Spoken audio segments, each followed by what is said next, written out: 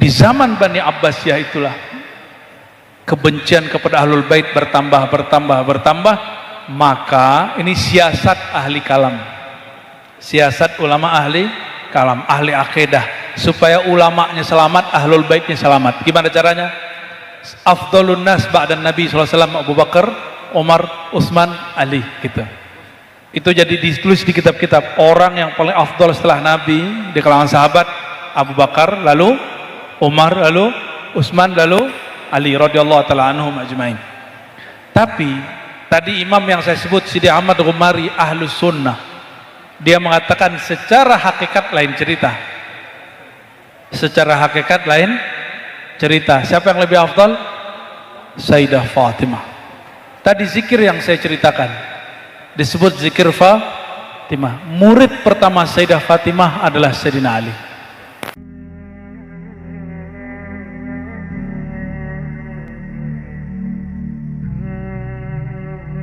Sebelumnya mari kita kirim al-Fatihah ila ruhin Nabi sallallahu alaihi wasallam wa alihi wa warasatihi wa ummatihi ajma'in. Al-Fatihah. Alhamdulillah. Bismillahirrahmanirrahim.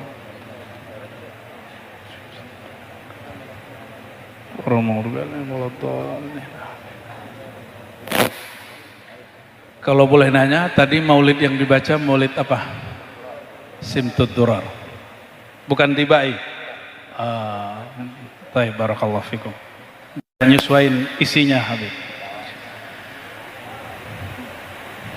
Sayyidina Al-Habib Ali Al-Habsyi qaddasallahu sirrahu, ini ciri khas orang tarekat. Qaddasallahu sirrahul aziz. Selain beliau bertariqah Ba'alawiyah, beliau juga bertariqah Al-Qadiriyah. Bahkan beliau bertariqah Khalwatiyah. Dari mana kita tahu? Setelah belajar kepada abahnya dan masyayikh-masyayikh di Yaman, di Hadramaut, beliau berangkat sesuai perintah ayahandanya dan ibundanya ke Haramain.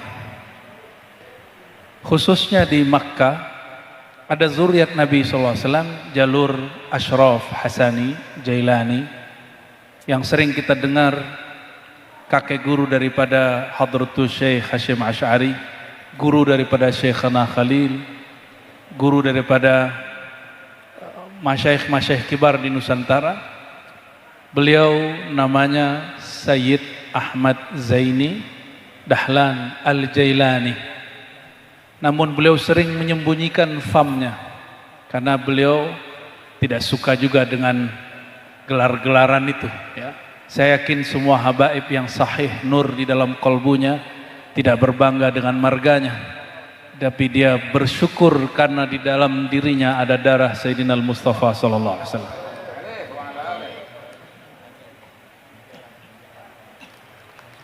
Beliau seorang mursyid thariqah khalwatiyah. Jadi thariqahnya apa? Tapi juga mengajarkan thariqat qadiriyah, dan ini disampaikan oleh murid tercintanya, pengarang I'anatul Talibin. Pernah dengar? Pernah belajar? I'anatul Talibin, ini buku wajib di pesantren mazhab Syafi'i mutaakhirin, Said Bakri Syata. Zuriatnya banyak di Jawa Barat. Jadi banyak zuriatnya berangkat ke Jawa Barat. Ternyata ulama-ulama Haramain dan Yaman bolak-balik ke Nusantara. Sebelum ada pesawat, sebelum ada kendaraan-kendaraan modern seperti hari ini. Maka wajar jika hari ini negeri kita kebanjiran nur darah Sayyidina Muhammad sallallahu alaihi wasallam.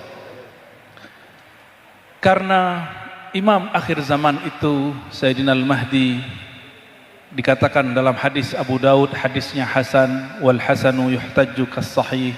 Hadis Hasan dipakai seperti hadis sahih. Sayyidina Al-Mustafa sallallahu alaihi wasallam yaqul, Al-Mahdi minni min waladi Fatimah. Imam yang diberi petunjuk, itu arti dari Al-Mahdi. Minni, dia dariku. Tapi kalimat ini masih am, lalu beliau mentakhsis sendiri. Kalimat ini masih umum, lalu beliau mengkhususkan. Karena Syekh Abdul Qadir Jilani mendapat kalam dari Sayyidina Muhammad SAW secara ilhamiah. Karena wali-wali Allah, kutub aghwas, mereka biasa jumpa dengan Nabi yaqzatan wa manaman. Itu janji dari Nabi Muhammad SAW. Beliau mengatakan, man ra'ani fil manam fasayarani yaqzah. Siapa yang berjumpa aku dalam keadaan mimpi tidur akan jumpa aku dalam keadaan jaga. Dan itu dirasakan sendiri oleh Qutbul Aqtab Sayyidi Syekh Abdul Qadir Jilani qaddasallahu sirrahu, Qutbur Rabbani Ghausul A'zam. Apa kata beliau? Nabi SAW berkalam ke dalam kalbunya. Ini bukan hadis, ini ilham. Al-alam minni wa ana minallah. Alam itu semuanya bersumber dariku. Ini alam bukan? Mau Habib tidak Habib, mau Sayyid tidak Sayyid, Syarif tidak Syarif, mau Kiai tidak Kiai, mau muti' ataupun asi, orang taat ataupun maksiat, semuanya bersumber dari nur Sayyidina Muhammad sallallahu alaihi wasallam. Cuma mungkin yang maksiat nurnya gelap-gelap dikit gitu kali ya. Maka ketika beliau mengatakan di hadis Abu Daud, Al-Mahdi minni, Mahdi dariku. Oh, semuanya dariku. Tapi beliau takhsis, beliau khususkan, min waladi Fatimah, dari zuriat Sayyidatuna Fatimah alaihassalam. Jangan malu sebut alaihassalam, itu bukan tasyayyu' juga, bukan rafat juga. Itu bagian dari tradisi ahli hadis, baik ahlus sunnah ataupun kalangan Syiah. Jadi kalau sebut Fatimah, boleh nggak nyebut alaihissalam? Boleh. Dalam Sahih Bukhari disebutkan oleh Bukhari, an Aliyin karramallahu wajhah. 1. An Aliyin radhiyallahu anhu. 2. Yang ketiga, an Ali alaihissalam.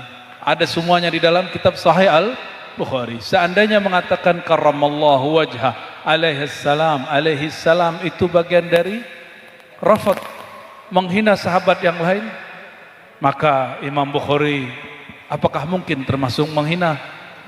Apakah beliau termasuk kelompok Rafidhi? Ya, tentu tidak.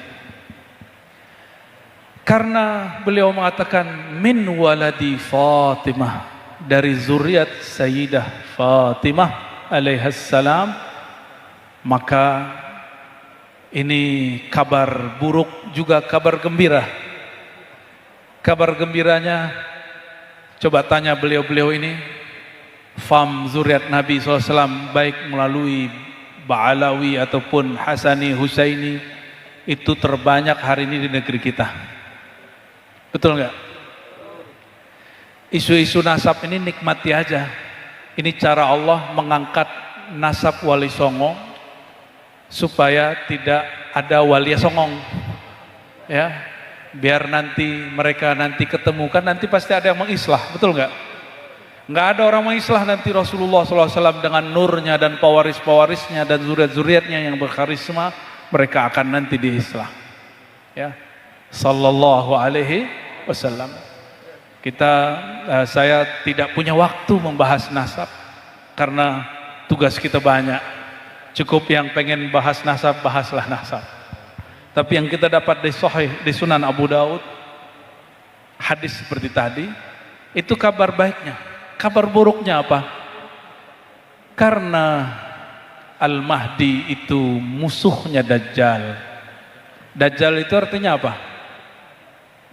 Dajjal itu sinonim dari kazab. Kalau kazib, bohongnya dikit.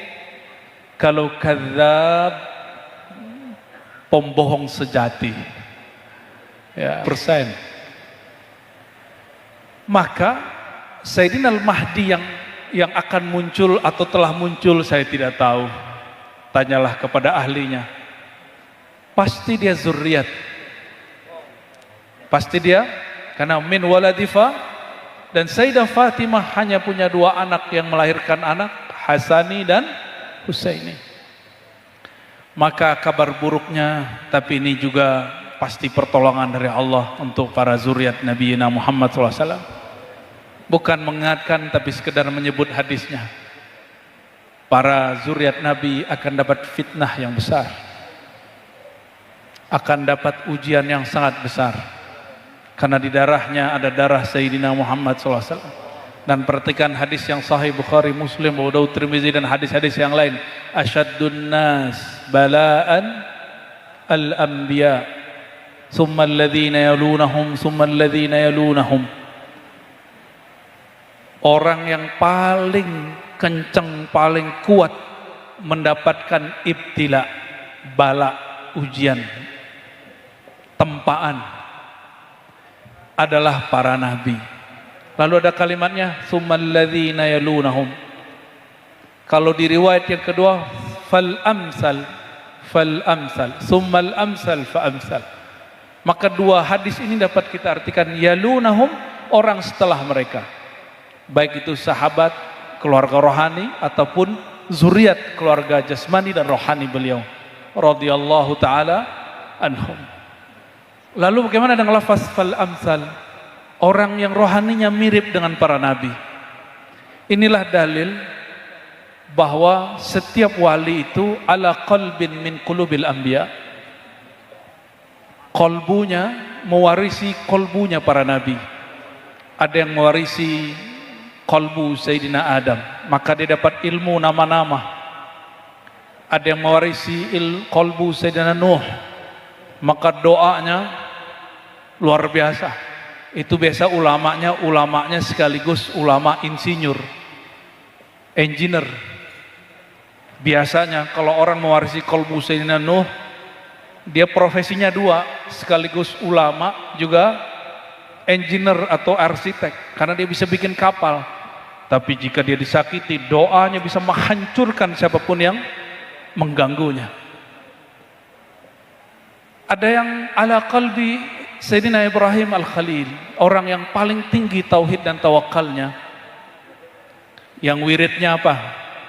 Ketika Jibril, ini antum kalau diganggu sama orang, didatengin Jibril gimana? Kata Jibril nih, bro, yang ganggu ente mau aneh hancurin gak? Kalau ente kedapetan Jibril begitu gimana? Hancurin aja gitu ya, benar gak? Benar gak? Serius? Pantesan ente gak bisa jadi wali kutub, kutub kupret kali. Sayyidina Ibrahim Al-Khalil ketika didatangi oleh Sayyidina Jibril alaihissalam, apa kata Jibril? Ya Ibrahim, maukah engkau aku hancurkan si Namrud dan semua anggotanya? Apa kata kalam Sayyidina Ibrahim? Ini agak lebih halus daripada Nabi Nuh. Hasbiyallah wa ni'mal wakil. Ini hadis sahih rawahul Bukhari. Cukuplah Allah yang menjagaku, cukuplah Allah menolongku, aku tidak butuh engkau wahai Jibril. Sanggup gak begitu? Sanggup gak begitu? Gimana? Ini baru belajar silat dikit udah mau nantang-nantang orang kan? Bener gak? Baru dapat gaya-gaya jurus apa? Jurus kabur. Jurus al-kaburi. Sudah berani kemudian mendoakan buruk orang. Antum baru dapat hizib bahar, pengen hizib nasor, benar gak? Diganggu orang dikit baca hizib nasor, pengen ngancurin orang yang cuma nyolek kita. Maka nggak pantas mewakili dan mewarisi kolbu Sayyidina Ibrahim.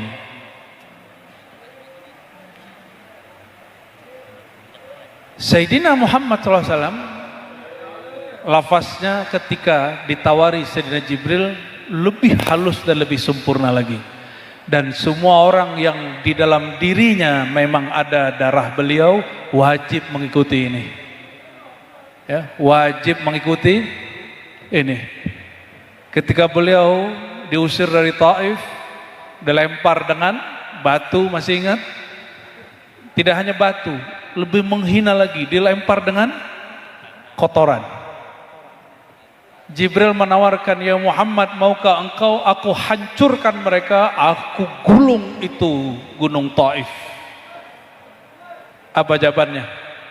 Apa jawaban Sayyidina Muhammad SAW rahmatan lil alamin?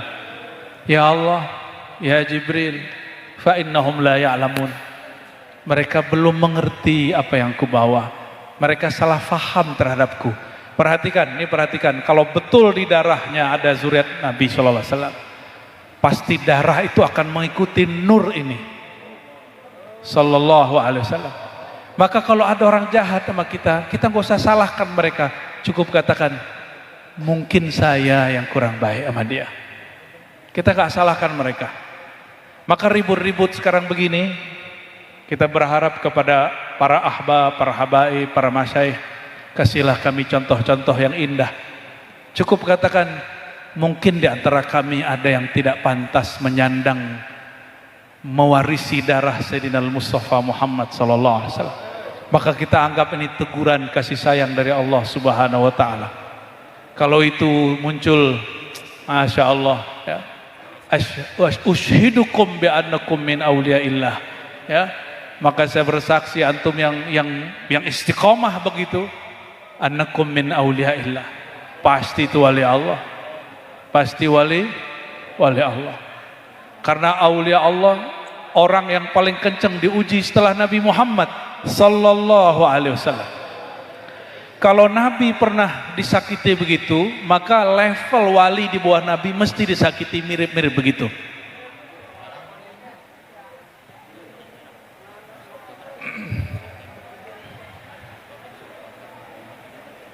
Ada iklan lewat ya, lewat aja dulu.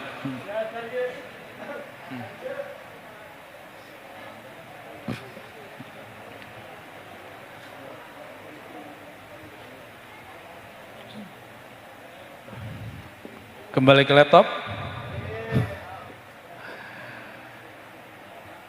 Namun ada satu hal bagi yang tidak punya darah nasab, tidak usah khawatir. Ada seorang imam ahli hadis sezaman dengan Imam Bukhari, tapi umurnya lebih panjang. Namanya Al-Hakim At-Tirmizi. Siapa namanya?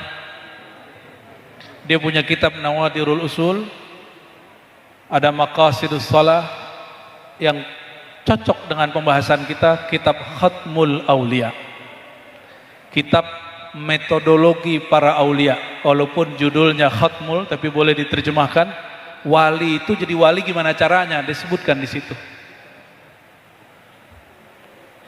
Sayangnya belum ada terjemahannya, jadi antum nggak bisa dapat bocoran. Ya, kita kasih bocoran dikit lah. Ya. Kata Imam Hakim At-Tirmizi ketika membahas alun Nabi, keluarga Nabi SAW, apa kata beliau? Alun Nabi, keluarga Nabi itu dua. Ada keluarga nasabi, nasab, ada keluarga ruhi. Maka siapapun yang mewarisi sifat baginda sallallahu alaihi wasallam, fahuwa min alih, maka dia bagian dari keluarga Sayyidina Mustafa sallallahu alaihi wasallam, lakin ruhaniyan, tapi hanya bersifat ruhani. Ya, maka Abah Guru Sekumpul itu punya murid namanya Guru Udin di Samarinda. Itu kalau ketemu Habib, Habib dibilang anta Habib wa nahnu Habib, katanya Habib ruhani gitu. Ya, sembari bercanda. Tapi ente nggak jangan ngomong begitu ya, aneh Habib gitu ya. Marga apa? Margarin. Famnya apa? Familiar.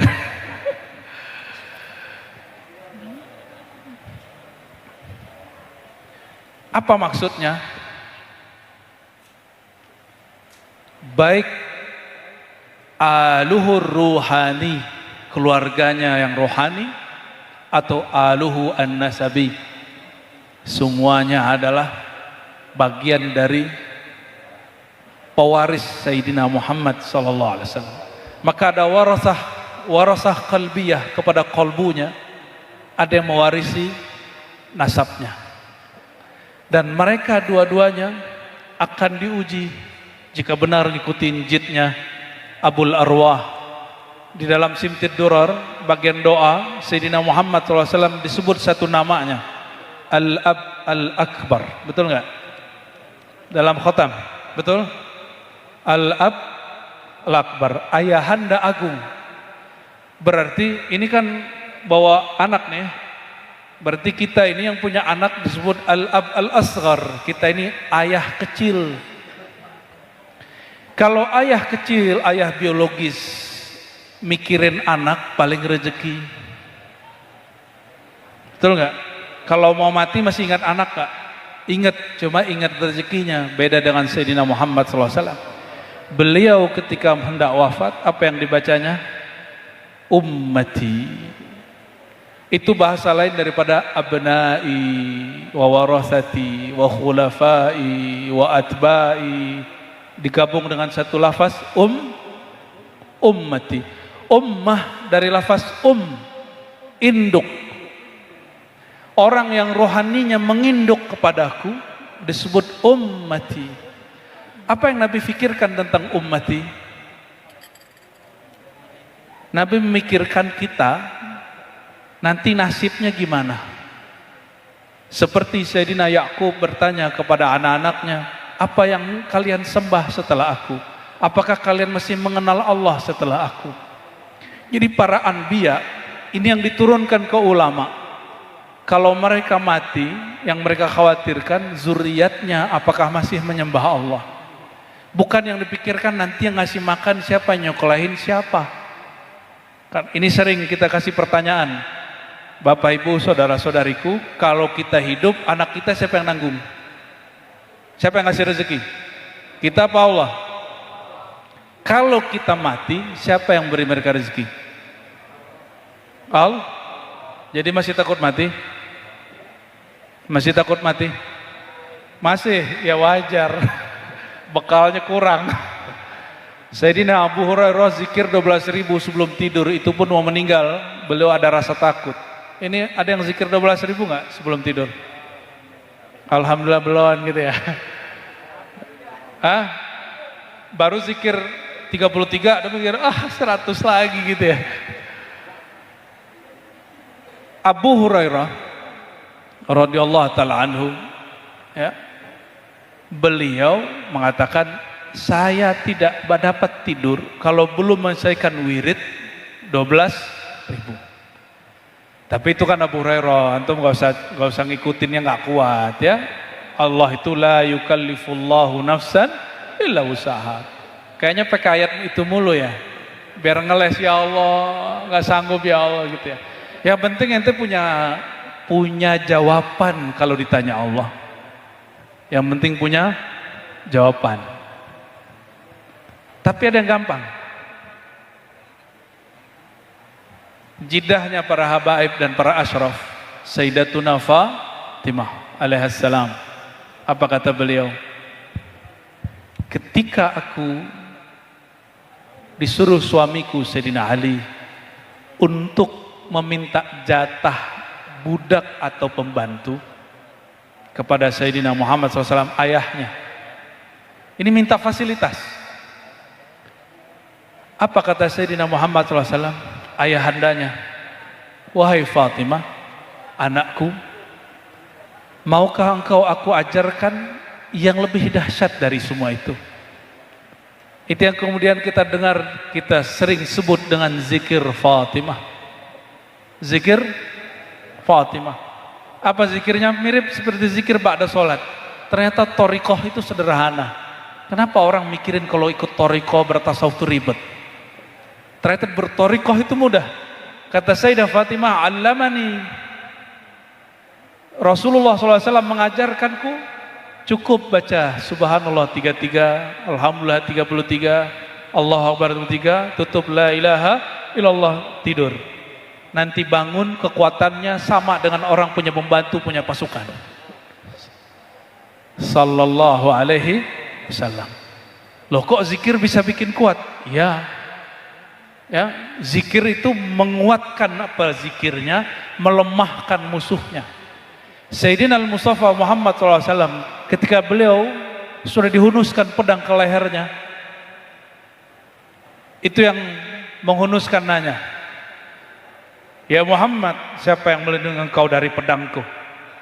Beliau hanya mengatakan Allah. Coba ente baca Allah, itu bisa jatuhin pedang orang nggak?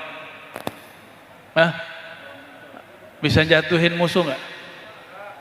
maka takbir kita belum layak dibawa berjihad. Jangan malu-maluin yang punya nama. Kalau takbir mulai dari sini, getarkan dulu yang di sini, bikin takut dulu yang di sini, baru bisa membuat takut orang yang di sana. Maka wajar disebutkan dalam hadis yang sahih, nanti di akhir zaman Bani Rum itu masuk Islam bukan dengan perang, mereka ditaklukkan cukup dengan takbir. Itu takbir yang kayak gimana? Takbir yang Sayyidina Al-Mustafa SAW ajarkan.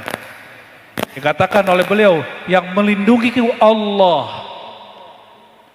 Jatuh pedangnya, diambil lagi, diulang lagi, pertanyaannya begitu dijawab Allah, jatuh lagi, sampai ketiga orangnya kemudian syahadat. Udah begitu belum? Mau amar ma'ruf nahi mungkar, ente pakai kalimat-kalimat yang kemudian jorok, nggak pantas. Kalau amar ma'ruf nahi mungkar mesti bil ma'ruf, jangan mendatangkan kemungkaran baru. Kita lagi menegur orang, nggak boleh dengan kata-kata kasar, mesti dengan kalimat yang ma'ruf. Apa arti ma'ruf? Ma'ruf itu yang dikenali maknanya, dia paham, kita paham, jangan ente doang yang paham. Itu yang disebut Jadi amar ma'ruf itu labudda ayyakuna bil ma'ruf, mesti dengan cara yang ma'ruf. Gimana? Udah ketemu senjata belum?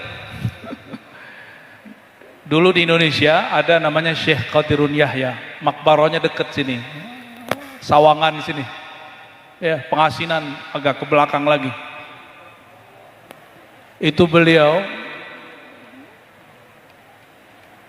ketika sakit di rumah sakit Malaka, ini ahli zikir tarekat Naqsyabandiyah, sakit jantung, opname, tidak sadar, dicek sama dokternya. Ini bukan khurafat, ini asli. Ini disaksikan oleh dokternya sendiri, dan dokternya jadi murid dia. Si dokter jantung ketika cek jantungnya, kan ada alat dengar ya. Ada yang dokter nggak sini? Wah, dokter jarang ngaji ya. Mungkin sibuk ngurusin ngobatin orang ya. Kita husnuzon. Ya, taruh di sini apa namanya? Ya. Masya Allah Habib. Ketika dia dengar, apa yang terdengar bukan dengar jantung, duk duk. Yang kedengar apa dia? Allah, Allah, Allah, Allah, Allah. Itu Syekh Qadirun Yahya dari remajanya, dia punya guru lebih dari 4 syekh mengajarkan zikir Allah, Allah, Allah. Kata guru-gurunya, ini senjata Sayyidina Muhammad SAW. Ketika beberapa gunung dan pemberontakan PKI di Malaysia, di Indonesia ada meledak itu gunung, nggak berhenti-berhenti. Beliau itu punya namanya air zikir, disebut air tawajuh. Tapi kali ini dia ambil kerikil, dia doain. Itu kerikil ditembakin ke gunung, biiznillah dengan keberkahan zikrullah, itu gunung kemudian mulai diam. Kok bisa? Ada hadisnya, la taqumus sa'ah hatta la yuqalu fil ardi Allah, Allah. Tidak terjadi kerusakan besar di alam semesta, apalagi yang kecil gitu, mafhum mukhalafahnya. Sehingga tidak ada lagi yang membaca Allah, Allah, Allah, Allah seperti apa? Seperti Sayyidina Muhammad SAW tadi membacanya. Gimana kira-kira? Udah begitu belum? Hah? Berarti wajib nggak belajar zikir? Wajib. Wajib bersanad, jangan belajar zikir yang munqati'us sanad. Nanti ente belajar zikir, sanadnya ke syaitan. Ya, apa ciri-ciri zikir syaitani? Bukan zikir Bang Tony ya. Zikir syaitani ciri-cirinya, tambah zikir, tambah sombong, tambah merasa sok suci, lalu pandang orang nggak zikir najis. Itu ciri-ciri zikirnya bersanad kepada syaitan. Oh, saya ngaji sama mursyid kok. Tunggu dulu. Kan minal jinnati wan nas. Syaitan itu ada jin, ada manusia. Kerjanya ngapain? Yuwaswisu fi sudurin nas, ngasih was-was. Apa yang diwaswaskan? Pertama, syak, ragu. Kedua, kibr, sombong. Aba wastakbara wa kana minal kafirin. enggan, ya, mulai ngeliat kelompok lain, enggan, belagu, ya, wastakbarah, merasa dirinya besar. Nauzubillah summa na'u. Harusnya kalau nyebut nama Allah, diri kita habis atau tambah nongol. Kalau nyebut nama Allah, diri kita jadi ciut atau tambah sombong. Harusnya. Lalu gimana caranya? Karena yang baca itu Sayyidina Muhammad SAW, maka antum wajib kalau zikir, wajib berselawat. Maka ciri-ciri zikir syaitan, dia berzikir ismul jalalah tapi tidak berselawat kepada Sayyidina Muhammad SAW. Ya. Zikir itu panas, energinya kuat. Orang sholat gak sholat kalau baca nama Allah dan dia yakin itu bekerja itu nama. Kok bisa? Dukun, dia nyebut nama siapa ketika dia bekerja? Belum tentu nama Allah, tapi karena dia yakin, tapi jalurnya jalur syaitan, berlaku itu. Apalagi orang nyebut nama Allah Subhanahu wa ta'ala. Jemaah yang makan Allah, di Quran dikatakan, idza dzukirallah wajilat qulubuhum. Jika disebut nama Allah, maka bergetar kolbunya, menyebut nama. Kalau baca Barzanji, ingat-ingat Barzanji, ingat-ingat gak? Dalam silsilah Nabi Muhammad SAW yang disebutkan di bagian depan Barzanji, itu ada jidnya Sayyidina Muhammad SAW bernama Ilyas.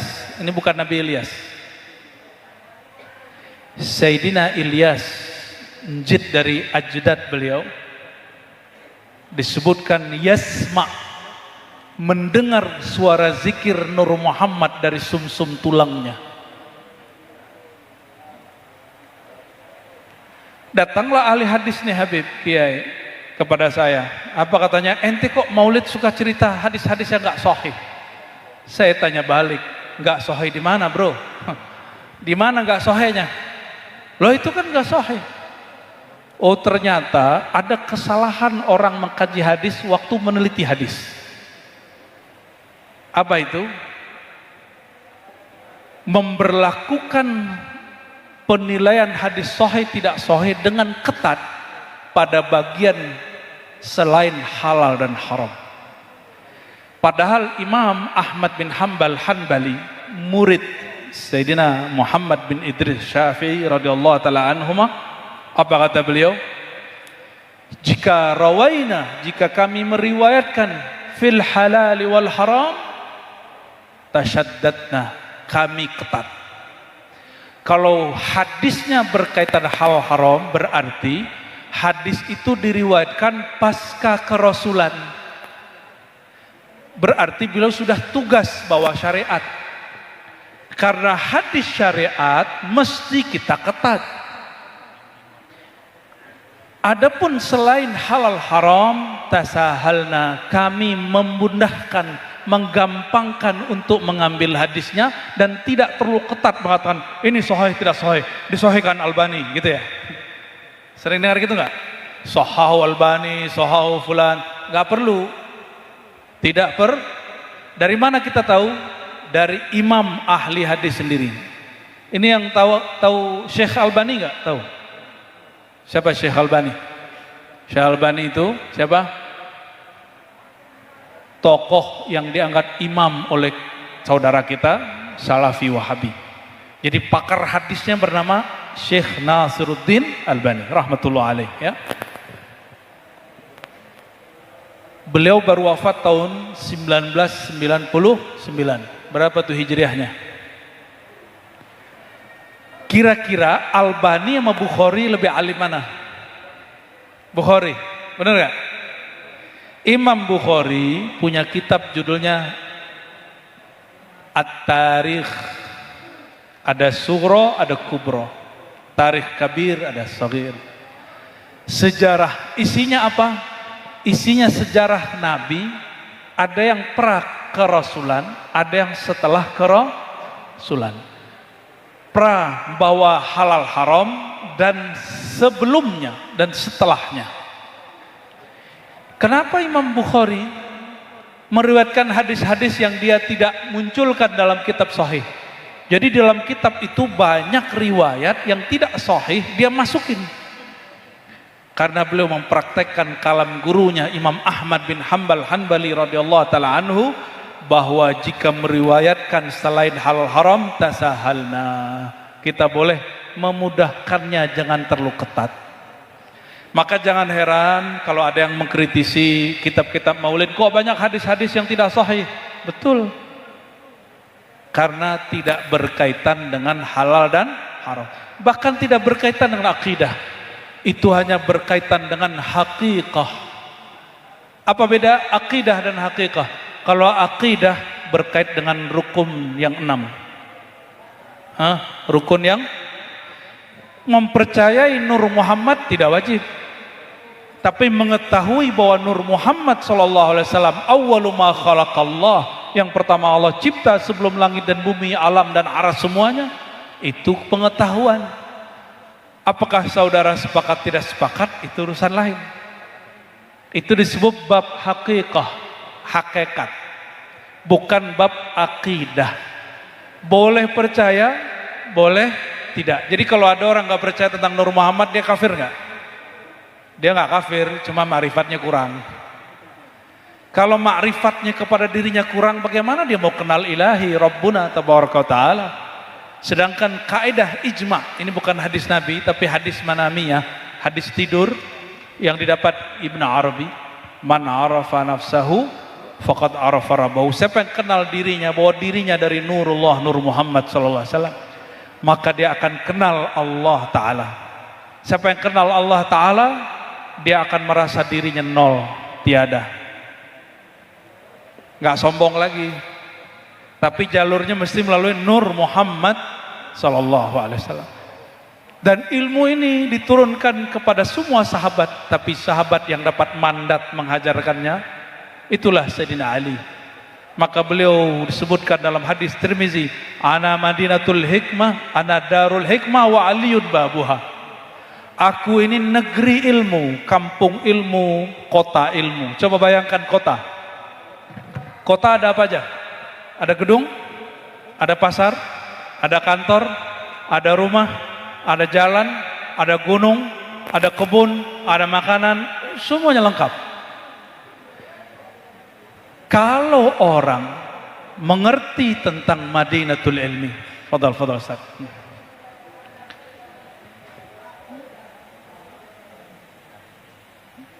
Ya, iklan lagi nih, dan nunggu ketemu Abah dari tadi ya, fadal, labas ya. Iklannya kali ini banyak ini. Ini pecahan-pecahan Nur Muhammad semua ini. Allahumma sholli wa sallim barik alaihi. Sampai di mana tadi? Iklannya kebanyakan soalnya. Apaan? Gedung, oke. Ana darul ilm. Kalau hadis Tirmizi darul ilm. Hadis ini diteliti oleh seorang ahli hadis dari Maroko, namanya Sidi Ahmad Al-Ghumari, dan adiknya yang jadi muridnya Sidi Abdullah Ghumari dan Sidi Abdul Aziz Ghumari. Apa kata mereka? Hadis ana darul hikmah wa aliyun babuha, ana madinatul ilmi wa aliyun babuha, bukanlah dhaif, bukanlah hasan, bukanlah sahih, tapi mutawatir. Dan itu bikin kita kaget. Karena selevel Imam Tirmizi hanya bilang hasan. Hasan itu derajat kedua. Sahih, hasan, dhaif. Gimana? Sahih itu valid, benar. Hasan bagus, tapi di bawah sahih, di bawahnya dhaif. Maudhu' di bawah lagi. Hadis ini kata beliau cuma hasan. Ternyata diteliti oleh ahli hadis yang baru meninggal belum nyampe seabad. Hadis tentang ana madinatul ilmi, ana darul ilmi wa aliyun babuha. Aku adalah kota ilmu, alilah pintunya. Alilah pintunya. Maka antum cek yang pernah belajar thariqah, belajar ilmu mazhab, belajar ilmu lughah bahasa, belajar usul fikih, belajar ilmu akidah, semua sanadnya pasti melewati Sayyidina Ali. Yang lain hanya tambahan alaihis salam. Contoh siapa? Imam mazhab pertama sebelum Imam Syafi'i radhiyallahu taala anhu siapa? Sebelum beliau Malik. Sebelum Malik radhiyallahu taala anhu Al-Imam Al-A'zam Abu Hanifah. Abu Hanifah punya guru Hamad ya, Ibn Abi Sulaiman. Adabnya, rumahnya Imam Hamad itu di pojok situ. Dia nggak berani selonjoran di situ. Padahal orangnya dibatas oleh rumah. Ditanya sama putrinya, ya Sayyidi, ya Walidi, ya Abati, apa gerangan kenapa engkau tidak pernah selonjoran ke sana? Jawaban beliau, di situ ada rumah guruku. Ya Rob, itu adab rohani. Orang pakai akal doang nggak nyambung dia, karena akalnya belum dikolbukan. Akalnya harus dikolbukan dulu baru akalnya sampai. Bukan ini nggak masuk akal, akal ente belum nyampe. Beda nggak masuk akal dengan akal belum nyampe? Beda ya. Lalu kata beliau, aku berguru kepada salah satu cicit Sayyidina Muhammad SAW, yang mana tanpanya tentu Nu'man bin Sabit alias Abu Hanifah menjadi orang paling sombong, paling songong, paling sok pinter di alam semesta. Siapa dia? Ala wa huwa Sayyidina Ja'far Shadiq bin Muhammad Al-Baqir radhiyallahu taala anhumah. Kata beliau, kalau bukanlah karena Sayyidina Al-Imam Ja'far lahalaka Nu'man bin Sabit, maka Abu Hanifah Nu'man bin Sabit pasti jadi orang sombong sehingga dia binasa. Ada yang bertorikot Naqsyabandiyah atau Qadiriyah nggak di sini? TKN ada nggak? Ada. Tadi Al Habib Ali Al Habsyi salah satu torikohnya apa? Al-Qadiriyah. Betul? Torikot apa? Al-Qadiriyah. Torikot Al-Qadiriyah berarti mansub ila Sayyidina Syekh Abdul Qadir Jilani qaddasallahu sirrah.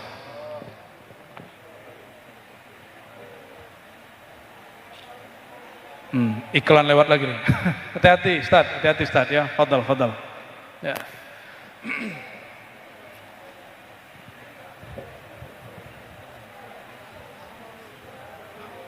Halas. Nah, lihat sini lagi. Wajahnya sini. Oke, sampai di mana tadi? Sebelum Syekh Abdul Qadir, Sayyidina Ja'far, ya. Syekh Abdul Qadir Jilani Qadiriyah, Abul Hasan Syazili Syaziliyah, Bahauddin Syah Naqsyabandiyah, apalagi Khalwatiyah. Sebut semua nama thariqah. Semuanya bersanad kepada Sayyidina Ja'far Shadiq. Naqsyabandi sanadnya kemana? Dia punya sanad dua. Satu jalur Sayyidina Abu Bakar Siddiq, karena Sayyidina Abu Bakar Siddiq radhiyallahu ta'ala anhu punya anak namanya Muhammad bin Abu Bakar. Muhammad bin Abu Bakar punya anak Qasim punya putri, itu ibu daripada Sayyidina Al-Qasim, ibu dari Sayyidina Ja'far. Berarti antara Sadah Al-Bakriyah dan Alwiyah ada masalah nggak? Keluarga Abu Bakar dan keluarga Ali ada masalah nggak? Nggak ada. Terus siapa yang bentur-benturin antara mereka? Kelompok Rafidhah. Kalau Ahlul Bait min Ahlus Sunnah tidak ada yang begitu. Maka ini sejarah mesti kita luruskan. Thariqah Naqsyabandiyah kah, Khalwatiyah kah, Syatariyah kah? Jalur sanad ke atasnya Sayyidina Ja'far. Sayyidina Ja'far punya dua jalur sanad, Sayyidina Abu Bakar, Sayyidina Ali radhiyallahu ta'ala anhuma. Maksudnya apa? Kalau ada thariqah nggak jalur mereka, pasti thariqahnya hilang. Ya, thariqahnya hilang kemakan zaman. Apalagi thariqah buat-buatan sendiri. Ya, ente buat thariqah nggak? Thariqah Depokiyah. Ya. Ada yang mau buat thariqah sendiri? Monggo.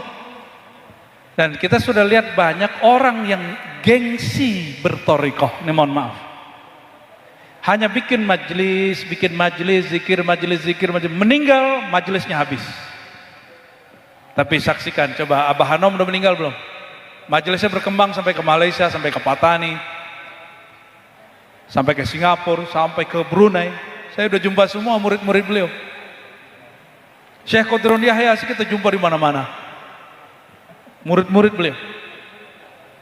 Jadi sahadah sufiyah, mereka bersanad kepada Sayyidina Ja'far karena mereka mengamalkan satu hadis Nabi. Kullu sanadin wa nasabin, setiap sanad dan nasab pasti terputus. In qata'a illa sanadi illa nasabi, kecuali sanadku, silsilah ilmuku ataupun nasabku. Sallallahu alaihi. Maka jika ada punya ilmu, jika ada punya manhaj, sambungkan kepada ahlul bait. Ya. Sayyidina Umar yang diisukan paling benci dengan ahlul bait, ternyata dia menikah dengan salah satu putri Sayyidina Ali, tapi bukan jalur Sayyidah Fatimah. Ada yang tahu jumlah istri Sayyidina Ali enggak? Istrinya banyak. Aksar min 30. Tapi nggak tahu itu prosesnya 4 bagaimana, wallahu alam, saya belum tahqiq lagi. Ya. Salah satu anak beliau, putri beliau itu masih muda sekali. Sayyidina Umar sudah tua. Apa kata beliau? Jika engkau berkenan wahai Sayyidina Ali, aku ingin sambung dengan keluarga Ahlul Bait. Tolong nikahi aku dengan salah satu putrimu. Maka dia menikah. Makanya ilmu Sayyidina Umar sekarang nyambung dalam kitab-kitab fikih dan usul fikih. Bahkan ada satu thariqah tidak masyhur itu kepada Sayyidina Umar radhiyallahu taala anhu. Ya. Maka Sayyidina Nabi SAW mengatakan tentang hak Sayyidina Umar yang bukan ahlul bait. Apa kata beliau? Setiap umat ada muhaddatsun, ada yang dapat ilham, diajak bicara oleh Allah. Wa in kana min ummati lakana Umar. Hadis sahih Bukhari. Kalau di umatku ada yang begitu, salah satunya siapa? Umar. Sayyidina Umar diajak bicara sama Allah. Berarti dia pewaris kolbu siapa? Kolbu Sayyidina Ali langsung mewarisi kolbu Sayyidina Muhammad sallallahu alaihi wasallam. Ana mau tanya sama antum, lebih mulia Sayyidina Ali apa Fatimah? Kif? Izin minum ya. Barakallah, barakallah. Lebih mulia Sayyidina Ali apa Fatimah? Timah apa Fatimah?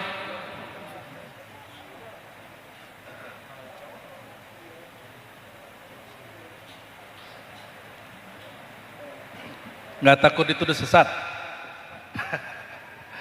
Nggak takut dituduh sesat ya? Nah, ini kita bagi.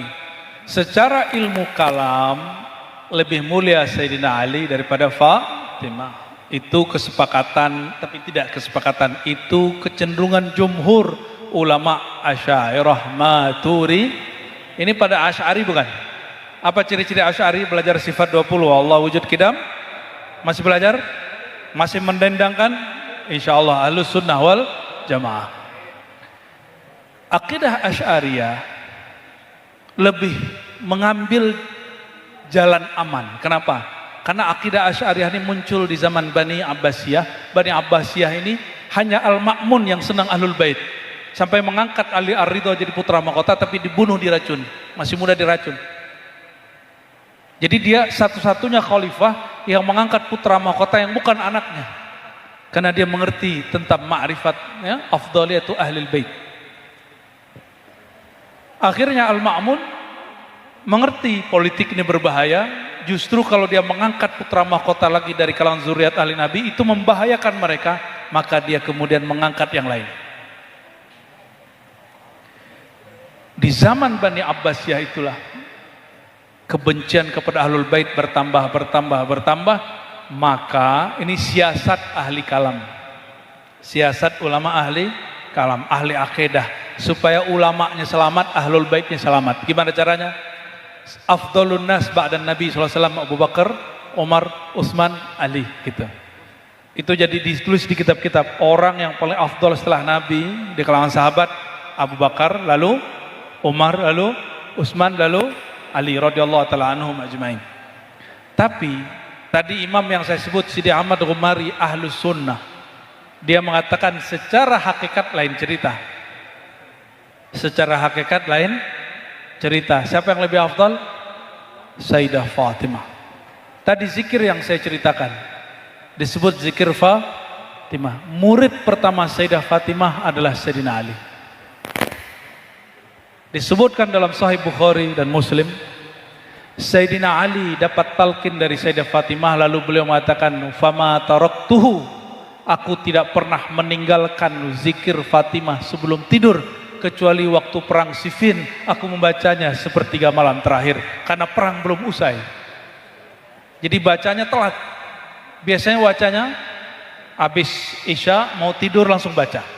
Ini karena perang, akhirnya beliau membacanya sepertiga malam terakhir, udah mau dekat subuh. Sayyidina Ali hanya diajar 33, 100. Dan dia tidak pernah tinggalkan hadiah dari sang istri tercinta, istrinya plus dia gurunya. Tapi Sayyidah Fatimah juga berguru kepada Sayyidina Ali.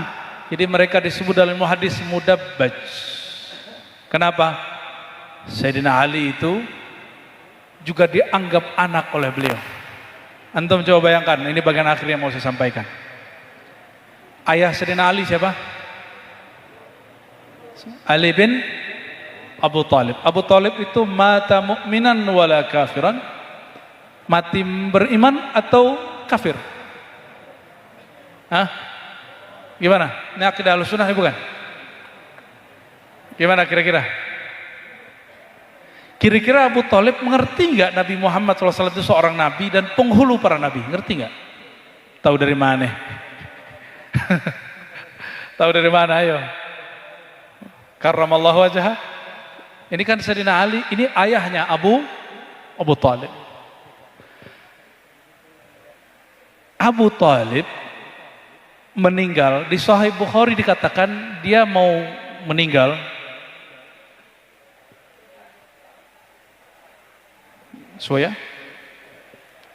ketika mau meninggal diganggu oleh Abu Sufyan sehingga tidak bersyahadat la ilaha illallah.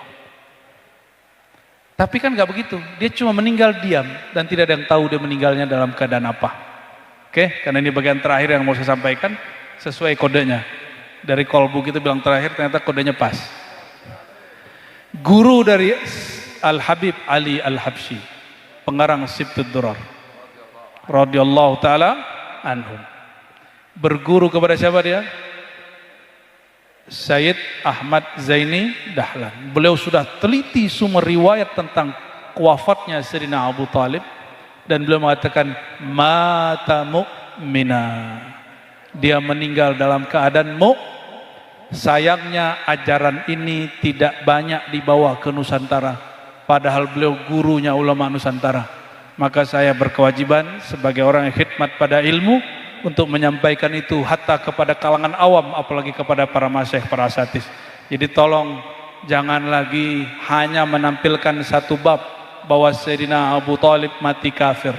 Itu menyakiti zuriatnya hari ini. Coba Syekh Habib, kalau antum punya walid disebut orang mati kafir, walaupun betul kafir, tersinggung nggak? Sedih nggak? Dan yang merawat Sayyidina Muhammad SAW waktu kecil siapa? Abu Talib. Yang menjaga beliau dari godaan gangguan ahlu kitab siapa? Abu Talib.